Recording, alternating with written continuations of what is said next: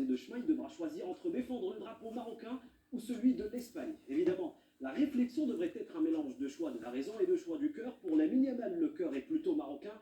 La preuve est une vidéo publiée juste après l'élimination de l'Espagne en Coupe du Monde au Qatar par le Maroc. On aperçoit le joueur fier de porter le maillot des Lions de l'Atlas, allant jusqu'à taquiner ses coéquipiers de l'équipe des espoirs du Barça dans le vestiaire. La carrière de ces jeunes pépites qui s'est déjà illustrée avec les U17 espagnols s'est accélérée ces derniers mois à travers l'intégration de l'équipe première du Barça. Il a d'ailleurs été élu homme du match pour sa deuxième titularisation en Liga avec les Blaugrana cet après-midi contre Villarreal. Dans les coulisses, la Fédération royale marocaine de football et son homologue espagnol passent désormais à la vitesse maximale pour séduire le joueur.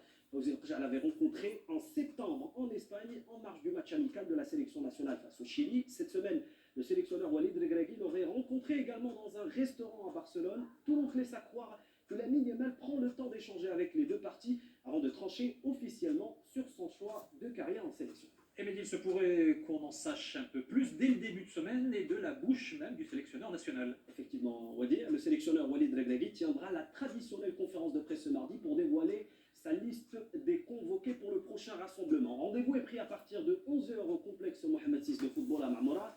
Deux rencontres sont au menu pour la prochaine trêve internationale. Le Maroc jouera le Libéria le 9 septembre à Agadir pour le compte de l'ultime journée des éliminatoires de la CAN. La sélection s'envolera ensuite en France pour affronter le Burkina Faso le 12 septembre à Lens. Les deux épreuves rentrent évidemment dans le cadre des préparatifs pour la prochaine CAN prévue en début d'année en Côte d'Ivoire. On gardera alors un œil tout particulier sur la conférence de Walid. Son groupe devrait connaître de nouveaux arrivés, en l'occurrence quelques lionceaux qui ont fait sensation lors de la CAN U23 disputée au Maroc. Ils étaient nombreux à frapper à la porte de l'équipe A. Smaïd Sebari, Oussama Terghali, Benyamin Bouchouari, Zakaria El Wahdi et j'en passe. Walid Regragui a clairement l'embarras du choix dans les différents postes.